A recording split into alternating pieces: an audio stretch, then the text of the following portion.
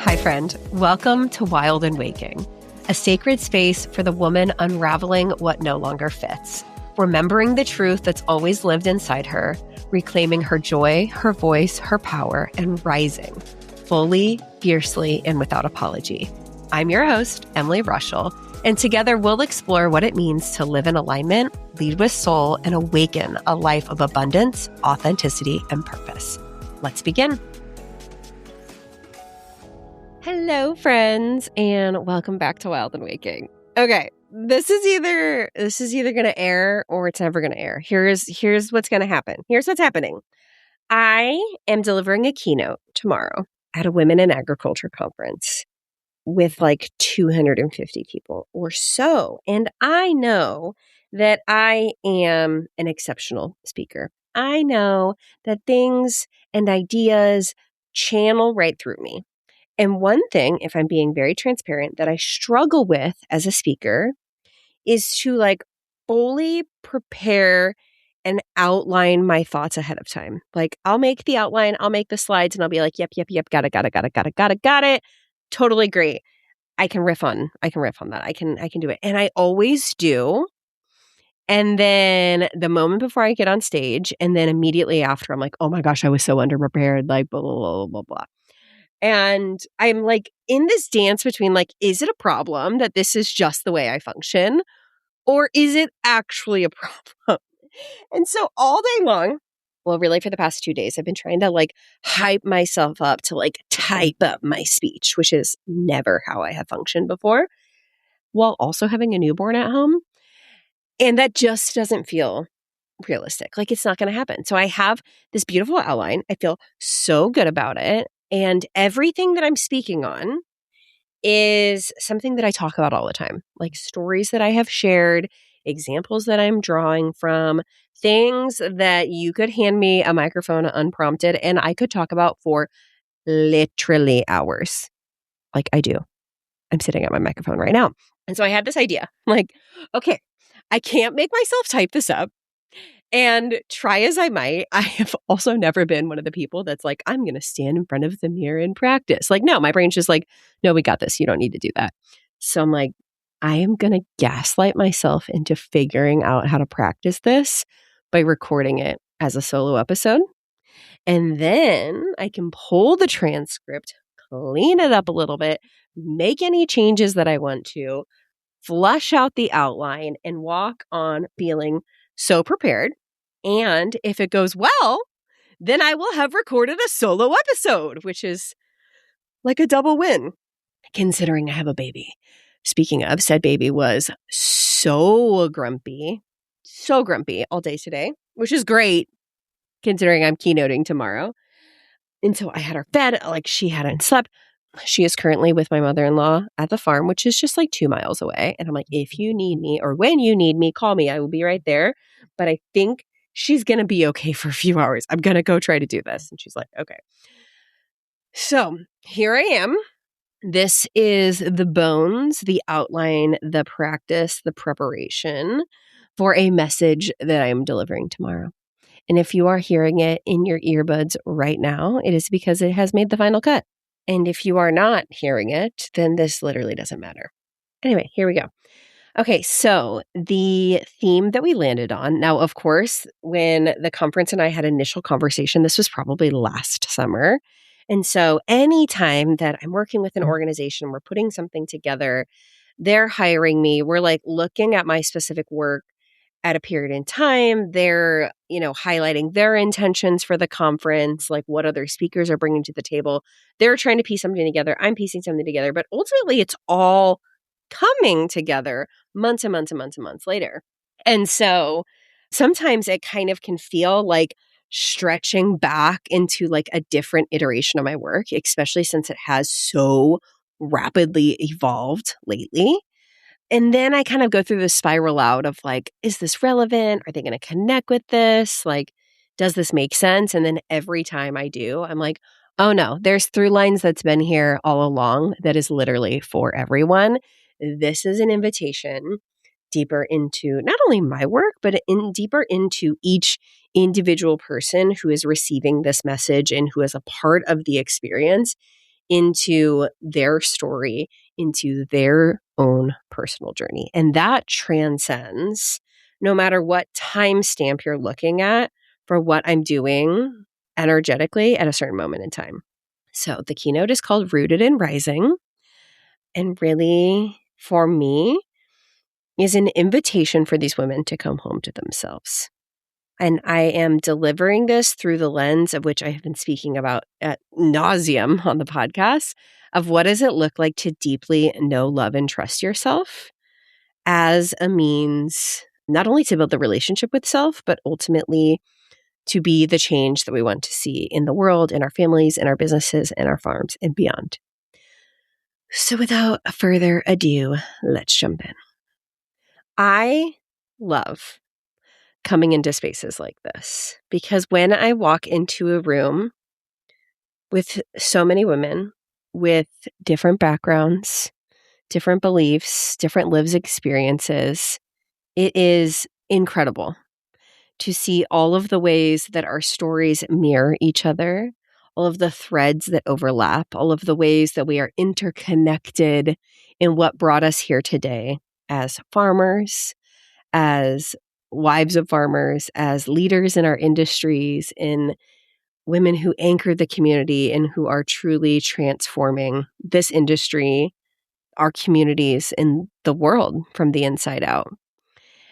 And one thing that I have known to be true over years of doing this work of coaching, facilitating masterminds, hosting retreats, and ultimately sitting in deep, intimate conversations with women whose stories mirror mine and yours, is this underlying feeling that so many of us have had of, I've checked all of the boxes. Why am I still so miserable? So I want to take us back to about 2019, in the moment that I feel like I intentionally said yes to this journey. To set the stage, I had a toddler, a new baby girl in my arms, a 6-month-old, and I had, like I said, checked all the boxes. Worked really hard in high school, got into a good college, tried out a million majors before landing in education, getting a great teaching job, finding myself in the small town school that I imagine my kids running into someday, going through a major career change, finding myself in a totally different situation. Along the way, getting married, moving back to the farm, buying land, renovating the house, doing all of the things. In every account that was external and that was compared to the to-do list of which I had been working, I had quite literally done it all. I had the most beautiful and blessed life. And I knew that. And for it, I had so much gratitude.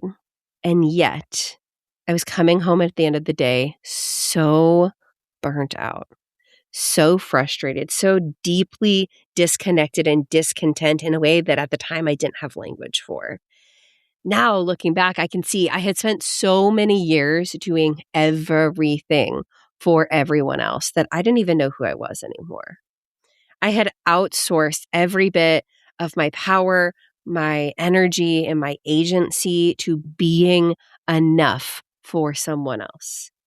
If I can just be a good enough mom, if I can just be a good enough wife, if I can just do enough at work, then I might be worthy of love. Everything that defined my existence was in the way that I was providing impact or value to someone else. And not that any of it was inherently wrong, but I had spent so much time chasing external accomplishments, living up to all of these standards and expectations and legacy, doing all of the right things, that in the process, I had completely lost and ultimately decimated the relationship that I had with myself. So often when I walk into spaces like this, I know that we have all been trying to build and maintain these houses, our families, our farms, our businesses, our communities, our careers, our marriages without a solid foundation. We are the foundation. And so often we're not even aware that it's slowly crumbling until we wake up at that moment, or until we have the moment where we wake up and say, I'm a stranger in my own life. what am I doing here? I have everything I've ever wanted. Why can't I just be grateful? And then we sink into this place of shame. Why can't I just be happy? Why can't I just be grateful? And that's not to say that everything is picture perfect. Things come our way and we move through them. But what I have learned is so much of this journey of really building a big, beautiful life that feels good, a big, beautiful life that has the impact that we want to have, the big, beautiful life that feels abundant is actually about coming home to ourselves. And I know that feels yucky. That feels visceral because we have absorbed a lifetime of telling us that the most selfish, horrible thing we could ever possibly do is focus on ourselves. And I'm telling you right now that we impact the people around us the most when we are coming from a place of being healed and whole and sovereign and aware and loved and full of self-trust and agency.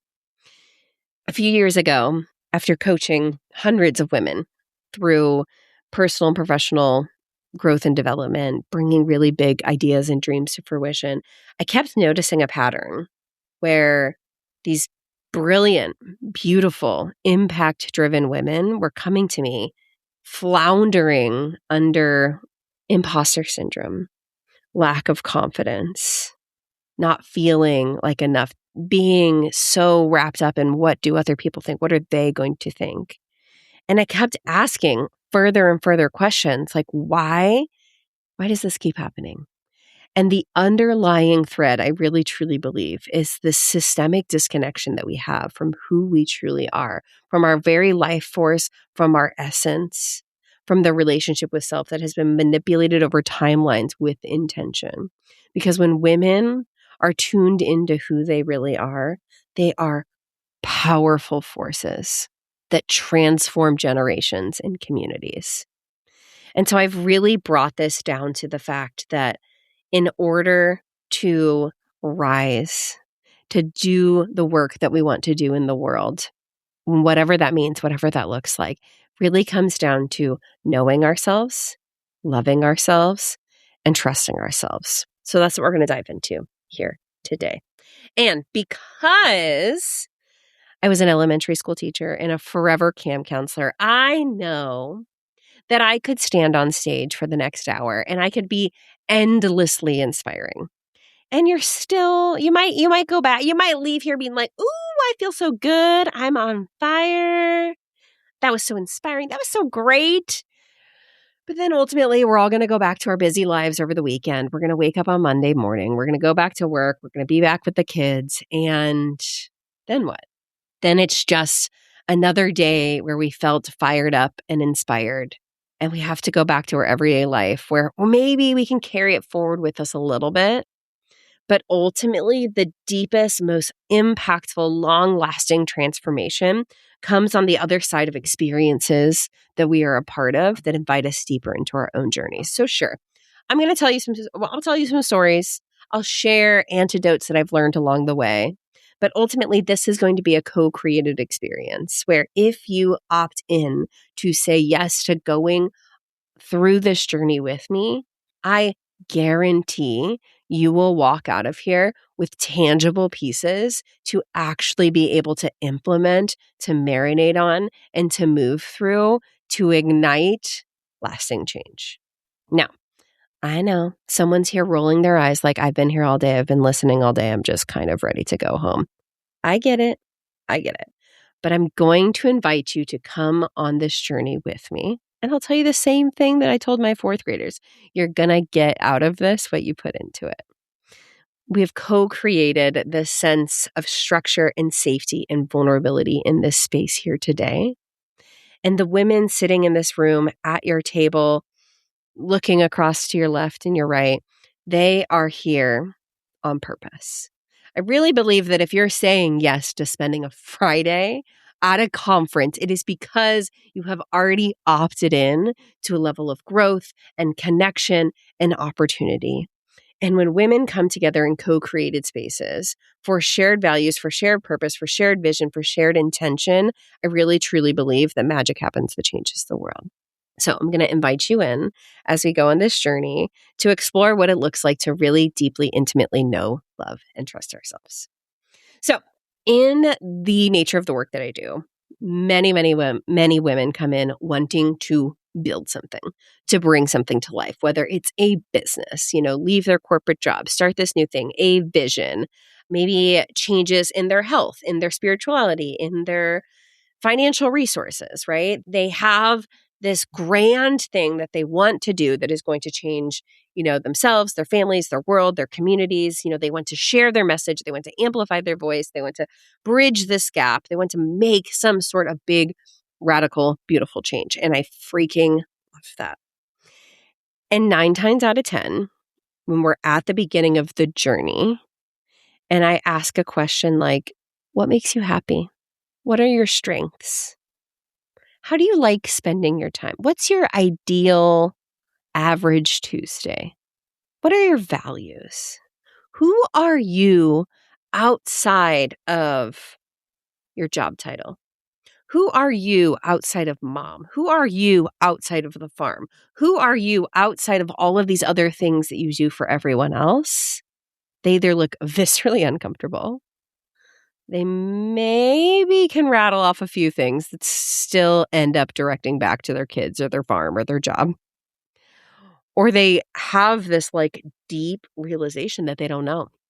They don't know because they have spent so many decades of their life looking for external things to change the way they feel, to change the way they move through the world, to meet everyone else's expectations, to check all of the boxes, and by no fault of their own. We have been so deeply conditioned in our current society to do that from the time we're kindergarten on. Here's the rubric. Here's the expectations for the semester. Here's the job requirements. Here's do all of these things, da, da, da, da, da, da, da, da, da, and then you will receive your grade. You will receive your A+. You will receive your gold star. You will receive your raise. Of course, we are so used to looking outward to define ourselves, to value our worthiness, to value our enoughness. I think about this moment of realization I had where I checked all the boxes, realized, wow, I'm low-key miserable and I don't know why. That ignited a health journey because I just wanted to feel better in my body. And, opened up the door to the world of personal growth and development, which felt like someone turning the lights on. And I remember one of the first things that I discovered on that journey was a tool called the Enneagram. Maybe you're familiar with it. It's a personality type system. There are many things that you may have done in the past that maybe you had a similar experience. But I remember at the time figuring out what my Enneagram was and reading this reflection that felt like looking in a mirror. And some of it really hurt my feelings. And some of it also felt like the world's biggest exhale. Literally weeks before that discovery, I had accidentally gotten a text that was intended for someone else about me that was sent to me, pointing out pieces of my personality that this person had perceived as flaws or annoying or obnoxious or whatever it was. And I really deeply internalized that. Part of me knew, okay, that's not true. Also, why are you sending a text about me to me? But that's cool. I mean, fine, whatever. But I can't stand here now and lie and say that it also didn't deeply hurt. And I remember just weeks later discovering this tool called the Enneagram, and nearly verbatim, I'm reading this description of my personality, my inner workings, what I'm driven by, how this manifests. And it is like this book is reading this text message. And it was the first time that I was like, oh, maybe these pieces that make me aren't problems to solve. And over the years, I've explored different tools, different modalities. I've worked with various coaches. I've done many, many things to really uncover and, get closer back to the root of who I really am. Things like human design or astrology or even therapy to really fully understand and actually know who I am at my core. And I think that's a really powerful invitation of like, what would it look like to hold the space and to go down the journey, to pursue the path of really getting to know yourself?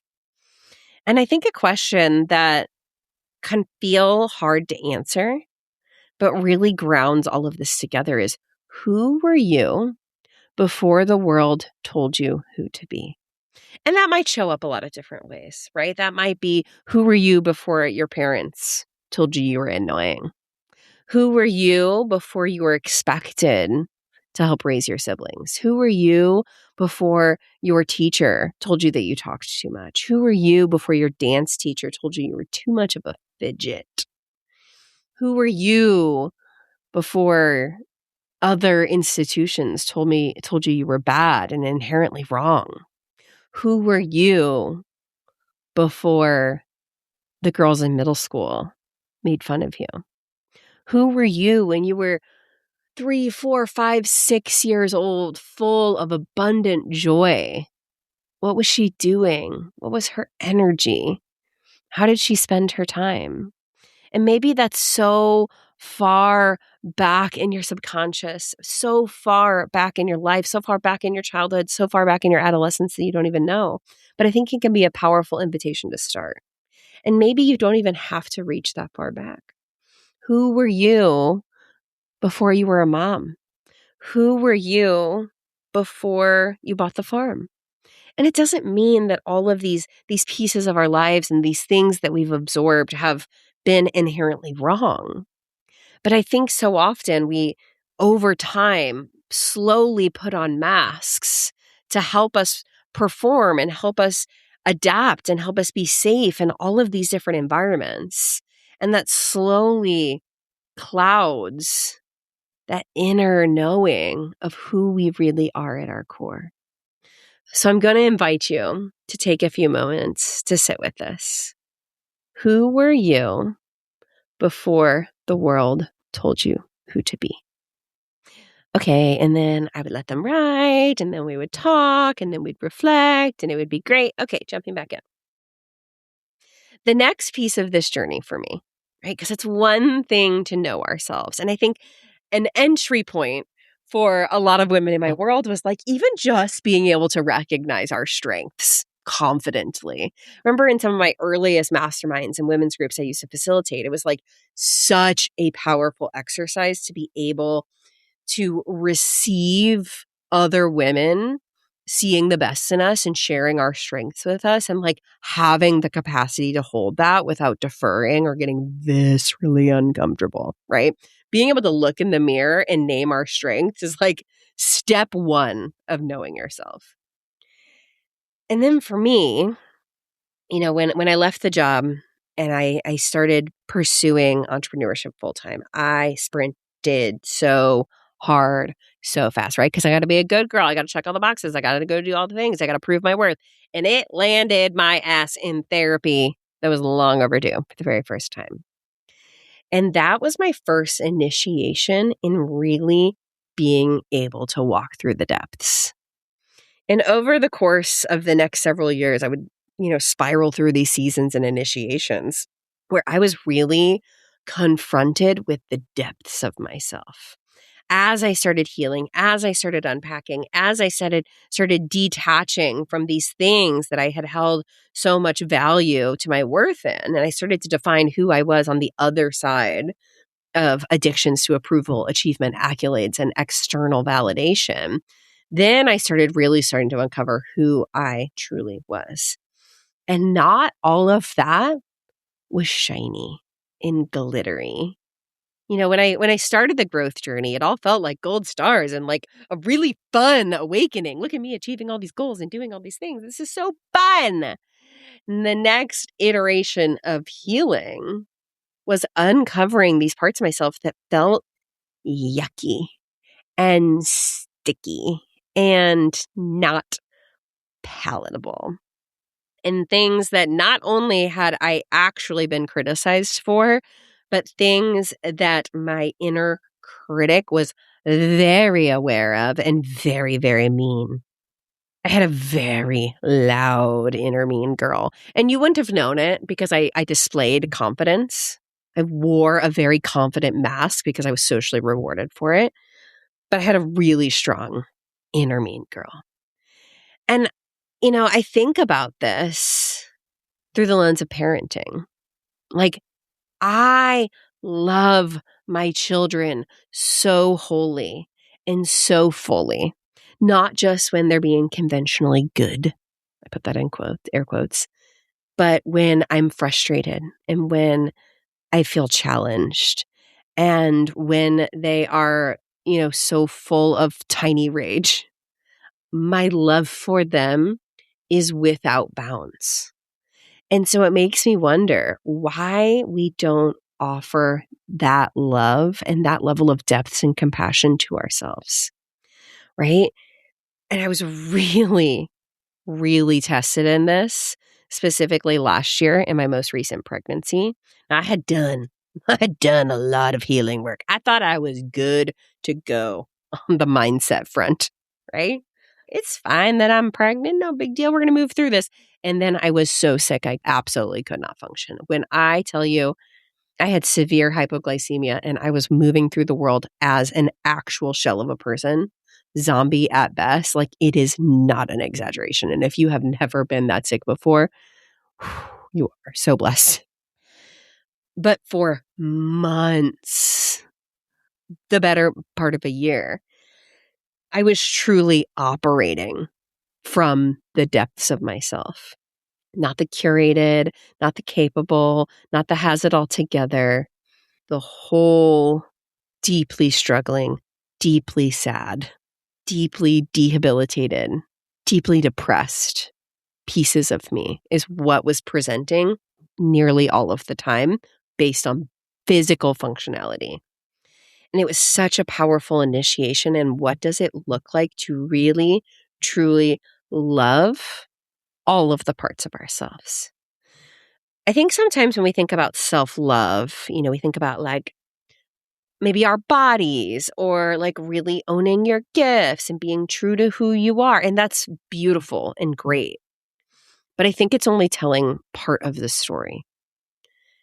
Do you, or what would it look like to understand, know, befriend, sit with, and love all of the parts of yourselves? What does it look like to turn down that inner critic?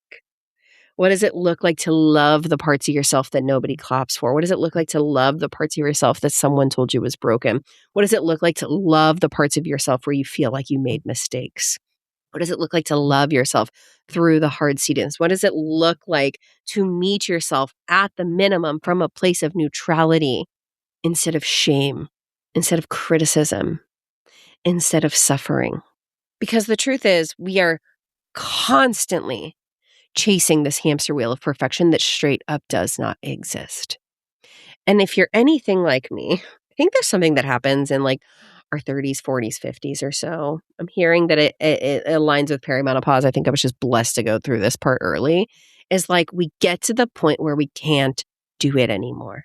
And we either double down or we start taking the masks off. And I think that's where so many women that I know are at right now is we are removing the masks. We are taking them off. We are stepping into what does it look like to really, truly love all of the parts of myself because I'm done pretending, right? And it doesn't mean that we move through the world constantly from this like yucky space. But I really, truly believe that when we meet and befriend and love the depths of ourselves, it gives us the capacity to shine and rise and soar in all the ways that we desire without the fear of sinking into shame. So if you'll go on this piece of the journey with me, I want you to sit with, what does it look like to love all of the parts of yourself? Okay, they write, we share, we reflect. People are crying, let's be honest. Okay, now I think another piece that comes on the other side of this, after we really deeply and intimately know ourselves, after we're recultivating that place of really true, deep self love is trust. And that is the one that has been severed the most of all. And in fact, I think is the reason that we don't know ourselves or love ourselves is because our trust with ourselves has been severed intentionally. We have absorbed so many other rules and expectations and conditioning and ideologies that we don't even know who we are anymore, much less be able to move from a place of alignment in it. People will call this different things, whether it's your gut feeling, your intuition, but it is within you, especially as women, all people included, but especially as women, we are deeply intuitive beings. We actually know. But the problem is when we have had so many layers of generational pressures, of upholding legacies, of keeping up with outdated stories, if we're drowning in the weight of this is the way we've always done it, or like, here's the rules, here's this person knows more than you, this authority figure knows more than you, we start outsourcing our power left and right, everywhere, and then wondering why we can't make a decision, wondering why we are drowning in insecurity, wondering why we are so anxious. For heaven's sake, I did not know what was going on in my body with my cycle until after my second child was born. I had heard people use the word ovulation. I just thought that was something you had to think about if you were like trying to get pregnant. And I never tried it. It just happened. But like, I am appalled to know that I did not know the phases of the cycle, what is physiologically going on in my body until I was 33 years old. That's how disconnected we are from ourselves. Right. And so a huge piece of this was just even coming in to trust my body. I had been given so many stories around what is happening in my body that were so disconnected, right? I'd absorbed negative energy about my cycle at all, much less understanding what it meant and what powers were held in each part of it, much less even having a name for it. And we see this in so many different ways. And so my invitation for you is to come back to yourself, because I know when we are moving with full sovereignty, full self-trust, full alignment, we do not drown in the fear of what other people think. We do not outsource our power to other people's expectations. Now, it doesn't mean that we don't take into consideration what is like moving through the collective and have collaborative conversations that drive a mission forward. But when we stop outsourcing our power to other people in our lives, we feel good about the things that we're doing and we don't feel insecure. We don't have imposter syndrome because we fully know, love, and trust who we are and move and make decisions from that aligned place.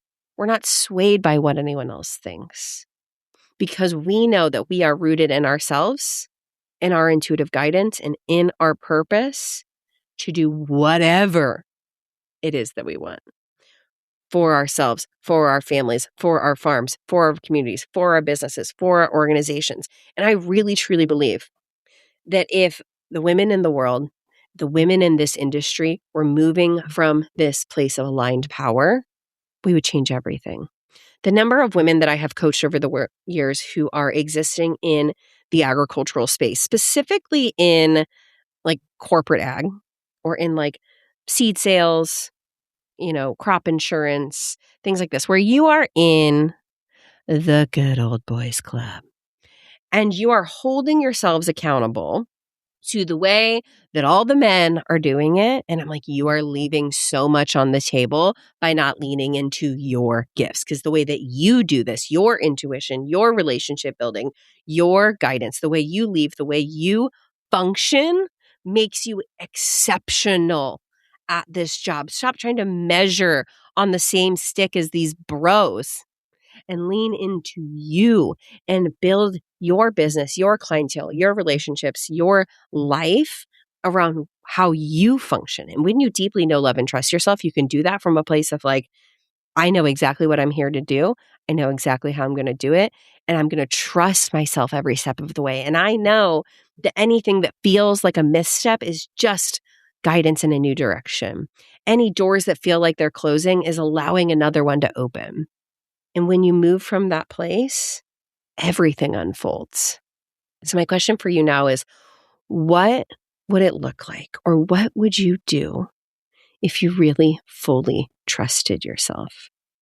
And perhaps one step deeper, if that trust has been severed, if you don't feel like you can, why? Who told you that? Where does that come from? And what would it look like to rebuild that trust over time? Now, I am not delusional enough to think that we are going to answer all these questions and you're going to go home on Monday and be like, wow, that was an amazing hour. I magically know, love, and trust myself, and now I can do whatever I want. Oh my gosh, it would be so great if it worked that way.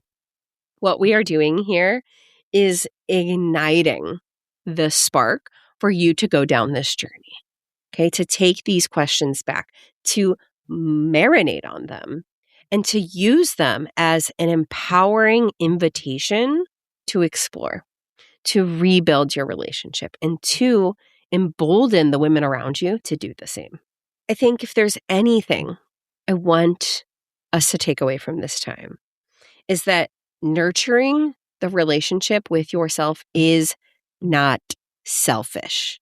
Taking time for yourself is not selfish. Doing the things that light you up, that bring you joy, that bring you peace, that bring you rest is not selfish. It is quite literally the foundation for everything else that you believe to be possible.